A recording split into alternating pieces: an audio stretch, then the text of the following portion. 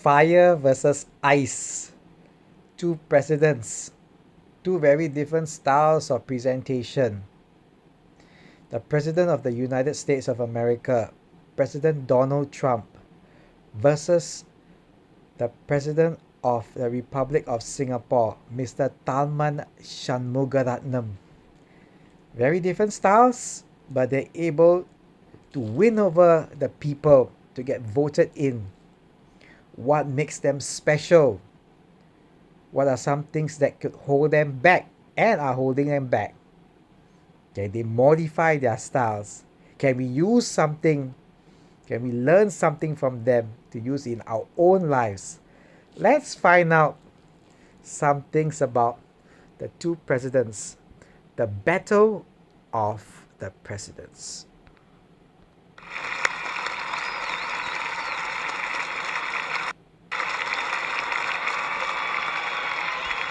All right, first up, President Trump, the charismatic leader, straight up acknowledges the crowd.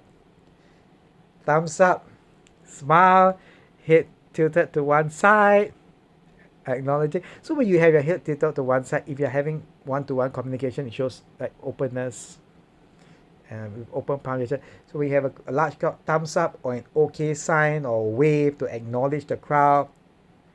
Eyes looking around, focus on the crowd. A bit of tenseness there in the facial expression. Maybe too overly excited.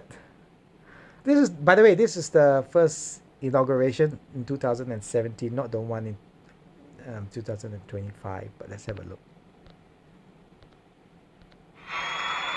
Chief Justice Roberts, President Carter, President Clinton, President Bush, President Obama, fellow Americans, and people of the world. People of the world. He loves. I had another video emphasizing 5 key gestures that he normally uses. One of it is the OK symbol. Of course, there's another one. The favorite is open palm gesture outwards. OK is to tell everybody everything is okay or to show reassurance. Everybody, people of the world, we're okay. Thank you.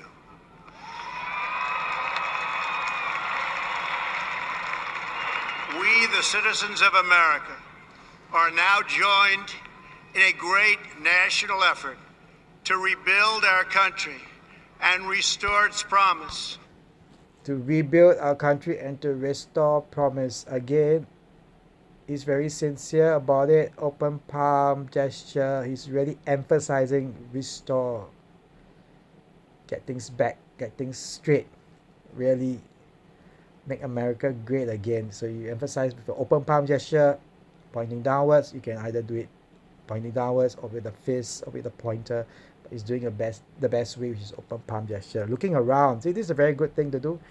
You don't just have your eye contact on one specific point, but you just move around and look around, especially when you have such a large audience.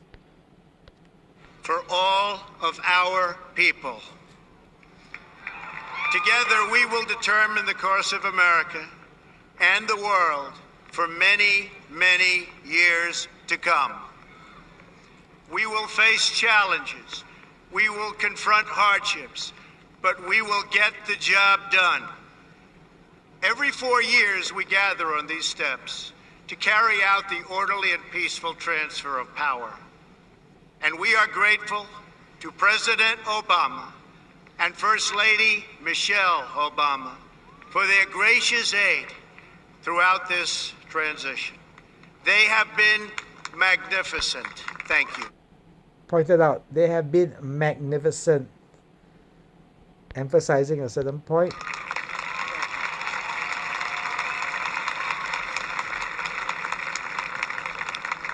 Today's ceremony, however, has very special meaning because today we are not merely transferring power from one administration to another or from one party to another, but we are transferring power from Washington, D.C.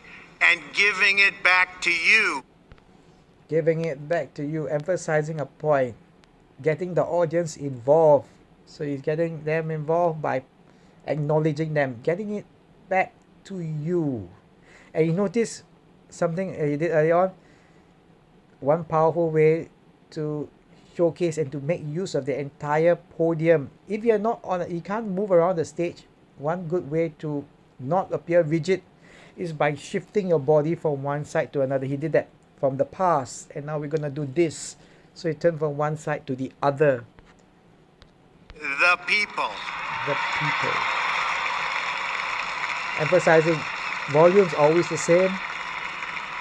Firm, powerful. For too long, a small group in our nation's capital has reaped the rewards of government while the people have borne the cost. Washington flourished, but the people did not share in its wealth. Politicians prospered, but the jobs left and the factories closed. The establishment protected itself, but not the citizens of our country. Their victories have not been your victories. Their triumph. Just following to some other gestures that he used. Okay. In our inner cities, rusted out factories scattered like tombstones across the landscape of our nation. An education system. Something that you should take note of. Every kind of speech. I've done this in my other body language video regarding Madam Josephine Teo versus Miss Indrani Raja with regards to reading from script. I like to emphasize this point once again. It is always good to not read from any script, even just a glance. The reason why it's not good is because when you have a break of eye contact, when you're reading from a script or cue card, there's a few seconds you're looking downwards, so where that few seconds could be a major point that you're putting across, and if you don't have eye contact with the audience, you might lose them depending on the amount of time you look at your cue card or your script. So it's always good to speak without a script, but what happens if you make mistakes? That is fine, because you come across as more genuine if you don't break the eye contact. So remember, it's better to make mistakes and not read from the script than to read from the script perfectly but totally reading from a script.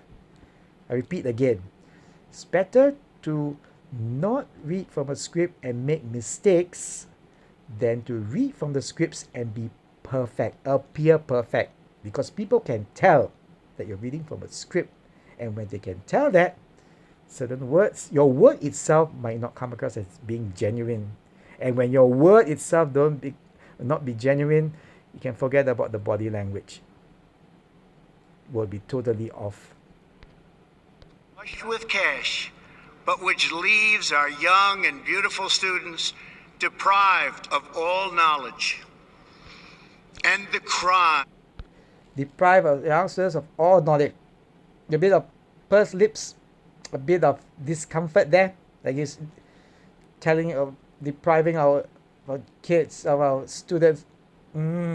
Pursed lips, discomfort, a bit of irritation, a bit of anger about that particular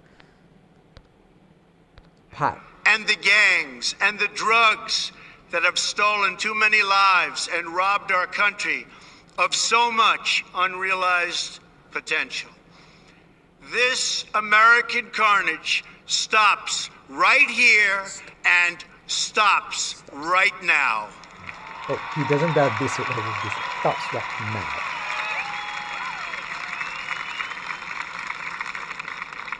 We are one nation, and their pain is our pain. Their dreams are our dreams, and their success will be our success. We share one heart, one home, and one glorious destiny. He did that. One home, one glorious destiny. Make sure you emphasize a certain point. Glorious destiny. Oath of office I take today is an oath of allegiance to all Americans. Oath of allegiance to all Americans, again acknowledging everyone who's there.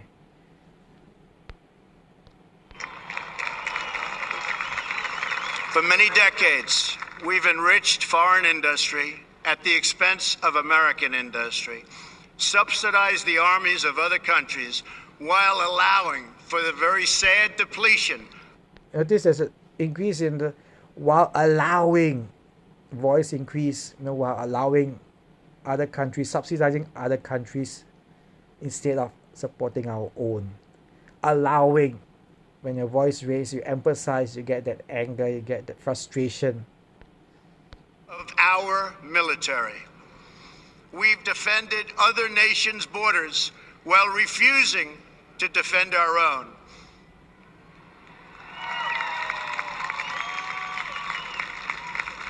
And spent trillions and trillions of dollars overseas while America's infrastructure.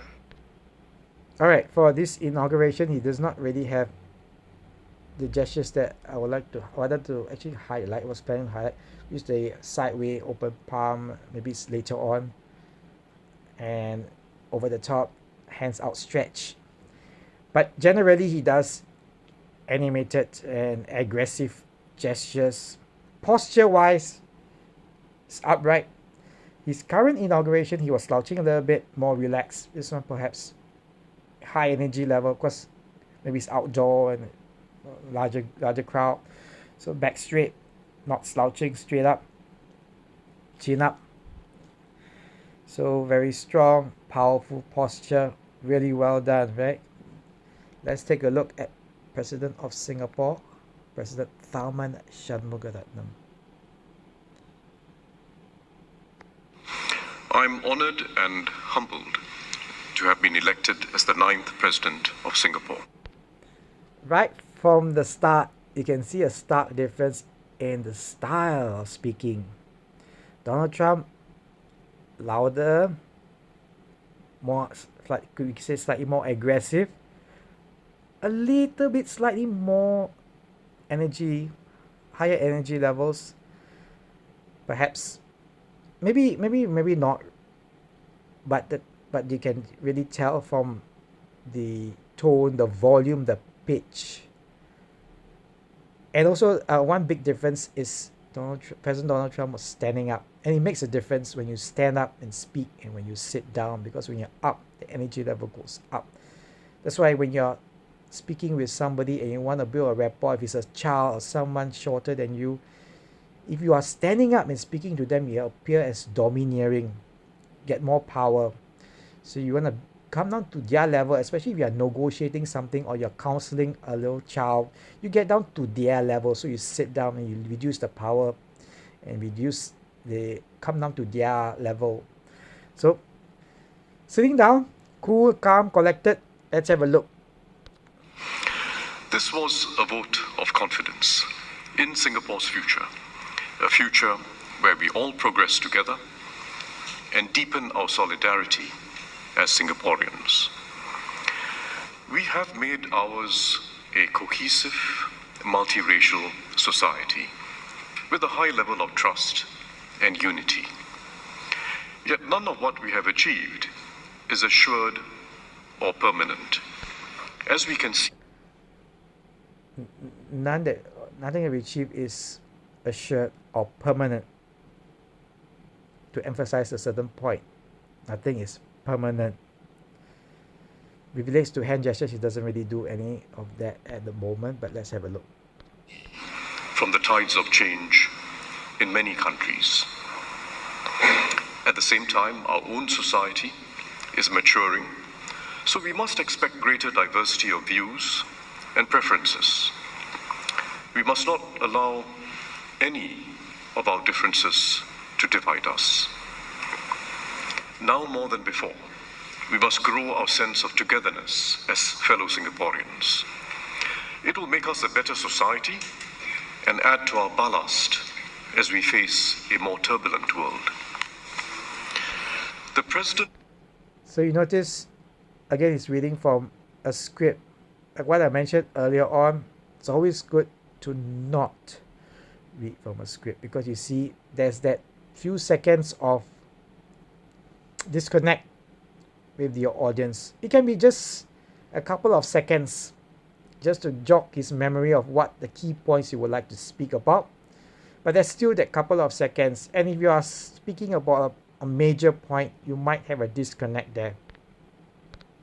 As the head of state holds a non-partisan office in our system of governance, precisely because the president stands above the political fray, he or she can be a symbol of the nation and be effective in uniting all Singaporeans, regardless of race, religion, or other differences. The elected president exercises important custodial responsibilities under the Constitution, safeguarding our reserves and the integrity of the public service.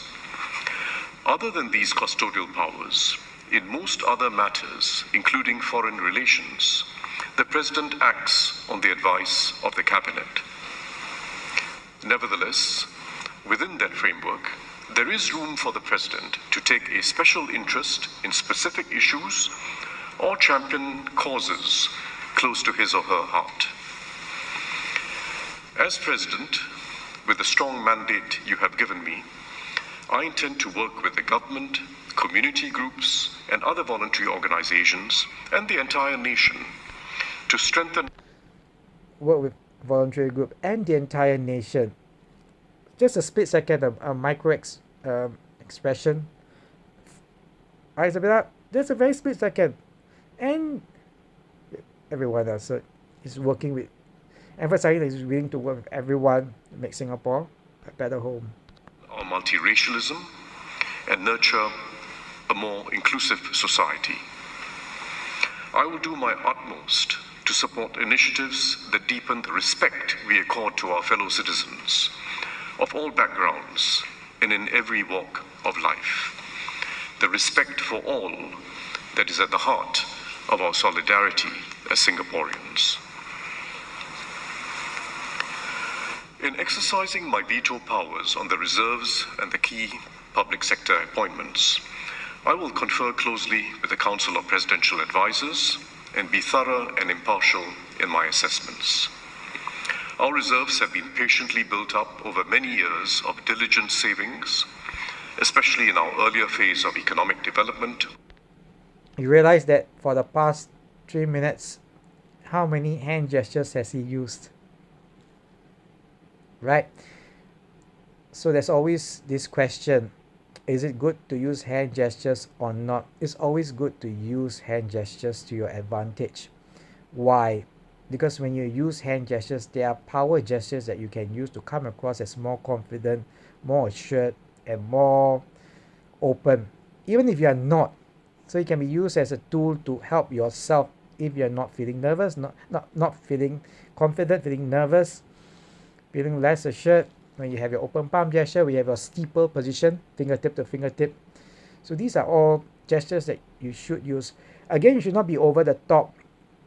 How much is over the top? Depending on the situation, the time, the audience, your own self, or what other kind of gestures do you use, if there are any props involved.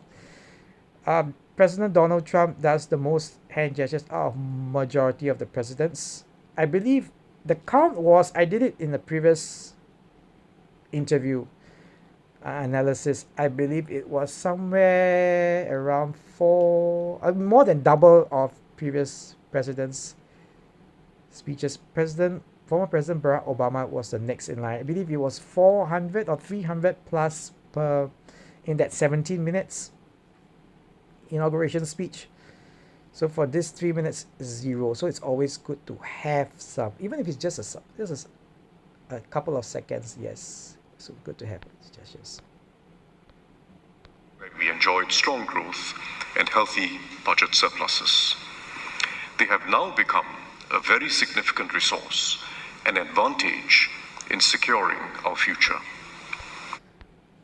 One very powerful, natural thing that President Tharman has is his deep voice. When we have deep voices, you come across as more trustworthy, more assured, more confident, compared to someone with a higher pitch voice. Even though the person with a higher pitch voice might have more concrete ideas, better energy, And maybe they are more confident, but the person with a lower pitch, lower tone will appear to be more trustworthy, confident. So that's a natural thing.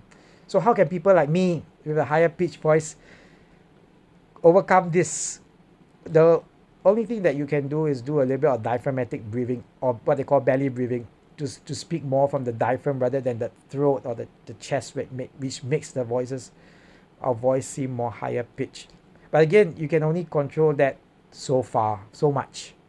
So it's a natural thing, right? So We have drawn on the reserves twice, first during the global financial crisis in 2009, and again between 2020 and 2022, this time on a much bigger scale during... I'll just try to have a look if he does any hand gestures at all. And feel that we only truly succeed when we succeed together.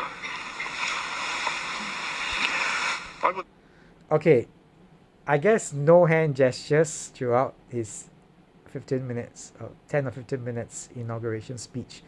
But there you have it, two leaders, two guys, two gentlemen that people trust and voted them in.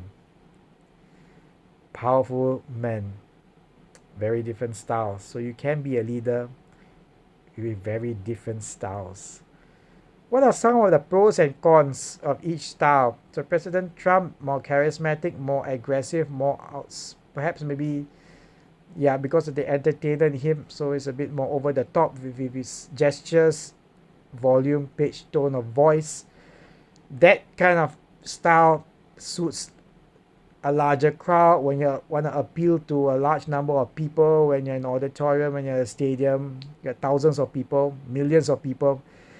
You get the energy level up, you get them interested in what you have to say, get their energy to how you are, rather than you go down to their energy level, they come to you. So you get, you pull them in. President Tharman Shanmugaratnam's style is a bit more laid back, a bit more appealing to indoor base. For example, you're meeting with your foreign counterparts and you want to come across as more intimate, more assured. So one-to-one, President Donald Trump, due to his outgoing and aggressive style, might come across as a bit too aggressive in the Asian context, because Western style compared to Asian style can be very different in terms of communication, in terms of cultural background, in terms of customs and traditions. So you have very different styles that appeal to different audiences. No good and bad, because there's good and bad in both, advantages and disadvantages in both styles. So remember the context of where you are, who you are dealing with, what is your objective of your communication. Persuasion, interaction, just passing a comment or message, or ready to get votes. So these key elements will determine which style is best. So which do you prefer? What have you learned from them that you can use? Drop me some messages, comments, and who would you like me to analyze next? Thank you very much for watching. The two top guys in the world, President Donald Trump, President Tharman Shanmugaratnam.